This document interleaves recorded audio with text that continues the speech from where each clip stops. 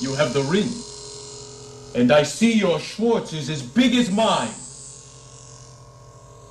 Now let's see how well you handle it. With me today is comic book writer, editor Aaron Sparrow, and there's a saying out there that, get woke, go broke. And I don't know if that's altogether true in today's culture, just as far as comic books, Hollywood, or just entertainment in general. Aaron, it feels like you can lose all the money in the world for your company, and as long as maybe you fit in with the nepotism of the company, or maybe you have the right point of view, they'll just continue to let you lose money for them nowadays. Kind of feels weird. It definitely seems that way. It definitely seems like ideology has become more important than profit at these companies. But again, I think that this is the problem with hiring communists. We live in a world where people, who you've basically put in charge of delivering product to people and selling, your IP to customers, rail against the customers, and then talk about how they're communists and they don't believe in, they don't believe in capitalism. And I don't understand why, as a company, you would ever hire somebody in a position that is designed to sell things who doesn't believe in capitalism. I don't understand it. Well, almost, we're about the same age. Just going through grade school, we were taught the customer is always right, right? Mm-hmm. In the end, the customer is king. They get to make the final decision, and I do think that's true to a certain degree. Like we saw what happened with the Snyder Cut. The fans have their voice heard, and Warner Brothers listened to them, and they gave them something that they wanted, that they probably didn't intend to produce the whole time. But especially in comic books, it feels like the customer's voice and the customer's wants, needs, as far as the product that they're buying, almost come in dead last anymore. And you're almost celebrated for not meeting those needs. It's just the strangest things where the customer is no longer the priority. Yeah, you're celebrated for driving customers away. It's like, yeah, you really told those man babies they'll never buy our product again. You sure showed them. Good, we didn't want them anyway. Well, their money is as green as anybody's, and their money actually exists. Unlike the imaginary monopoly dollars that you're chasing from this audience that's never going to spend money with you. So, they're just going to go pirate it because they too are communists and believe that everything should be free for them. I know you live kind of in the area. I think you're in California. You've worked in the industry. Is it just a pervasive mindset, or you think it's just corporate culture has changed that much? Is it an industry problem, or is it just entertainment in general? I'm in kind of a unique situation in that I have several different hustles, and I interact with people from all different walks of life. I'm not, insular in that, I have one job where I'm going into a corporate office every day, and everybody went through the same college system and, has been indoctrinated with the same belief system by their professors, so that we all have the same opinion and we're all a nice little tidy hive mind. I run into people from all different walks of life, and, so I have a very kind of idea of the diversity of thought that's out there. And, I think that that's very interesting. And I think it's important, especially as a writer, to listen to that. You want to be able to write different people's voices. You want to be able to create characters with differing perspectives, because that keeps your writing interesting. And so, I'm always very keen to listen to people and their different opinions and their different viewpoints. So, I think that I'm in a unique position to do that. But I think that as you get into the entertainment industry, you do have a more of a hive mind effect. And a lot of it comes from the culture of fear that's in the air right now. The idea that you can be canceled at any time, or that you won't get work if you don't toe the line. That is a huge problem that in the entertainment industry right now, is that everybody feels like they have to, kneel and capitulate, even if they don't, necessarily hold those same values, or, believe in, in communism or the political views of, the majority of the industry. Yeah, it's crazy the way things have kind of worked out. And there is definitely, you can see the feed. Like, you will see people tweet stuff out and immediately it's deleted. Like, there are people out there that are scouring social media just to check people's likes. Are you liking the right thing? Are you following the right thing? Are you allowed to follow this person? They said something 2 years ago that you weren't aware of, but since you followed them, you apparently, you must ascribe to that belief too. It's just, it's weird the level of accountability for things that are so far out of your own control that you could understand how we kind of got to a place where people don't feel comfortable maybe expressing themselves or even being themselves in a corporate environment anymore. But yeah, I think it's all. I mean, it's all very much conditioning, to get you to to get a rigid consensus, to make you more dependent upon the elite that run your lives, and to get you to report on and shame and vilify the people who might think differently than you. I think that there's some sinister forces at work, and I think that in the industries, it's a microcosm of this larger problem that we have politically and culturally going on in the countries right now. Yeah, just thinking about, we're Gen X. We're probably the most independent generation America's ever had. I don't want to be thrown in any group. I don't want anyone to tell me what I believe. I will tell you what I believe, and you can ascribe that to the words out of my mouth or the actions that I actually do. But some of these, even the older generations, they've kind of gone off the deep end. But the younger generation, they are absolutely about the hive mind. It's the weirdest thing. Like, the rebellious younger generation are in lockstep with their corporate overlords now. How did that happen, Aaron? I don't get it. You're supposed to be rebellious. You're supposed to be like punk or whatever. And it turns out everything that you believe is the exact same thing that Microsoft and Amazon and all these huge mega corporations are telling you to believe. Like, when did people get so, compliant? Do you remember just a few years ago when the far left was, it was basically Occupy Wall Street and they were against the corporate overlords, and now just a few short years later they are in lockstep with them? It boggles my mind. I'm of a belief system. I'm very much. I describe myself as a Carlinist, in that I pretty much ascribe to the philosophy of George Carlin. That as far as the political parties go, it is a club. You and I are not in it, and these people are just going to do everything they can to keep us fighting amongst ourselves, so that they can divide the pie up a little finer amongst their friends and family. They have no interest in helping you. Aside from telling you how to live your life and taking money out of your pocket, they could give a shit less about you. So when I see people that are, dogmatically aligned with either political party, I just shake my head, because, obviously you can prefer one over the other because you think that they match your values. But when people actually get into thinking that the politicians care about them, that is where I absolutely break from them, because there's no evidence of that.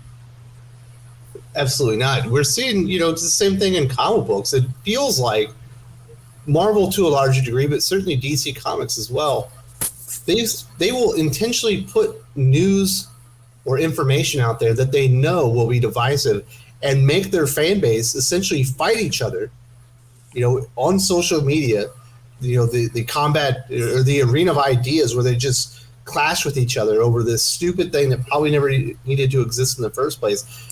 Sometimes it does feel like they're just putting it out there to keep you occupied, so you won't kind of look behind the curtain and see that the House of Ideas is a void of nothing anymore. There's nothing coming out of there that's original, remotely coming out that feels like a good idea. DC Comics, the universe of hope, is completely hopeless. It's void of any emotion or feelings. It's just a bunch of crap nowadays. And I don't know. Are we all just following this carrot that they're leading us with, Aaron? Well, I think that, maybe that's what they're trying to do. It works in politics. In politics, you want to keep the plebs fighting amongst themselves so they don't pay attention to what you're doing. I don't think divide and conquer works with comics. Dividing and conquering your customer base is extremely stupid. It just never works on any level. You can hold power for a little while, but eventually people rebel. And in the case of the comic book industry, people are rebelling by just not buying your product anymore. Yeah, they're just kind of walking away.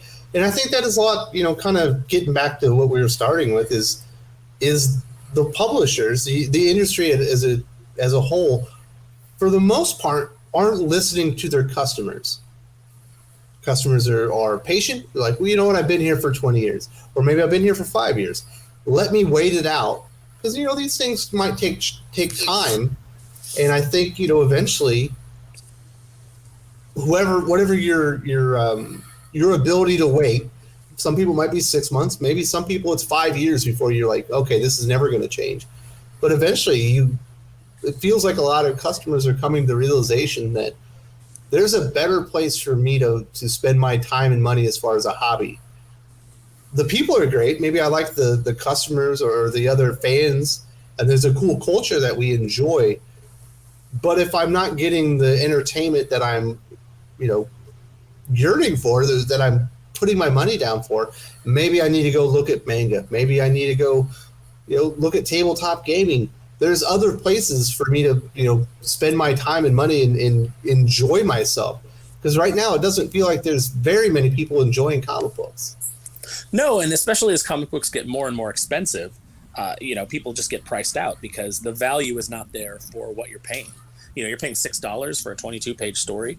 People, that's not a good value for your dollar, especially when they're not putting top talent on it. So what people do is they just find other avenues for their hobby. If you love superheroes, right now action figures are booming. That industry is huge, and it's making tons of money. And it's because a lot of comics fans who used to be dropping, who are used to dropping $50 to $100, every week or 2 weeks on comic books, have stopped doing that, and they've just moved on to action figures. It's like I can get this great, little representation of this character that I love without some writer and his stupid politics ruining it for me.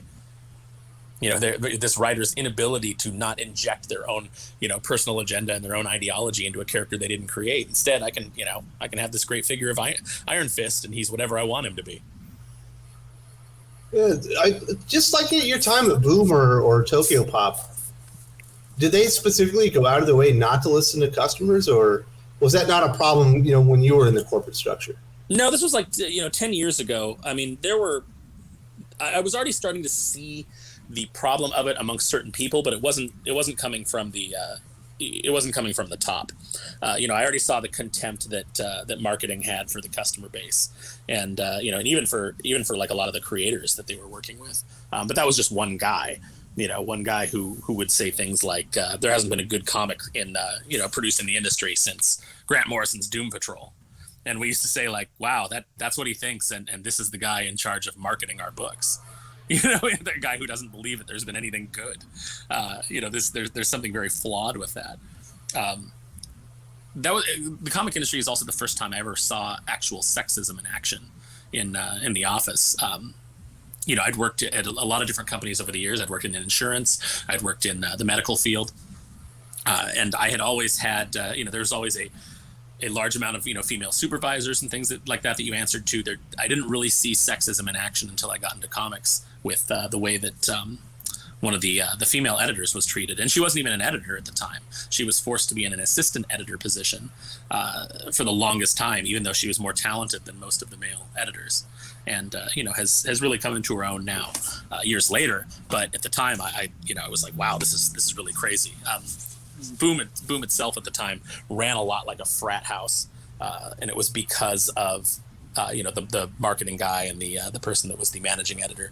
They had a real kind of frat boy mentality. Mad Men was really big at the time, and they thought that was how an office should be run. They were, we had scotch on the in the break room, and it was really ridiculous. So Mad Men is a cautionary tale. It's not something to be emulated.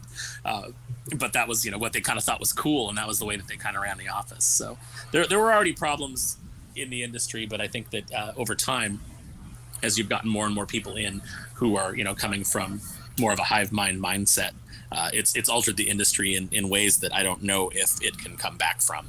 Not without, just a full cleaning of how, somebody's got to go into these companies and just clean house from top to bottom. Yeah, it's crazy. You hear a lot of stories like from behind the scenes about the way people kind of act, maybe, when they're not in front of the cameras or they're not on social media, not being interviewed, and, at cons and stuff like that. And some of the worst offenders, like you hear the stories and they're like, have some of the most vile stories about them. Anytime somebody comes out there, they'll be the first one to go out there and condemn everyone. Because, they're so scared that someone's actually going to actually put a spotlight on them and actually say what they've done as well. It's really weird the way that a lot of times the people that protest the loudest kind of all perhaps the most guilty. You know what I mean? Well, it's the old what's the old saying about pointing the finger so that people don't realize Doth protest too much. Yeah, and there's fingers pointing back at you.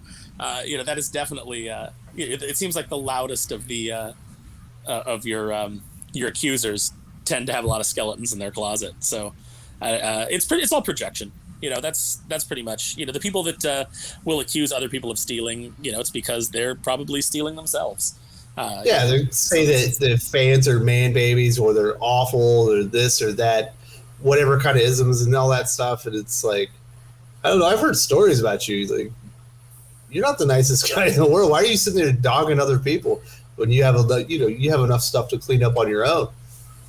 Yeah, you gotta you can't remove a splinter from your brother's eye when you've got a plank of wood in yours, as the saying goes.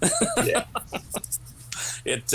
It's really interesting. Yeah, the people who tend to be the loudest, like you can go to people's Twitter accounts and the ones that are just like these nags all day long, just moralizing and talking down about people and being political and things like that.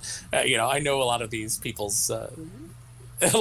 personally and some of the things going on in their life, and it's like, yeah, you are not a good person.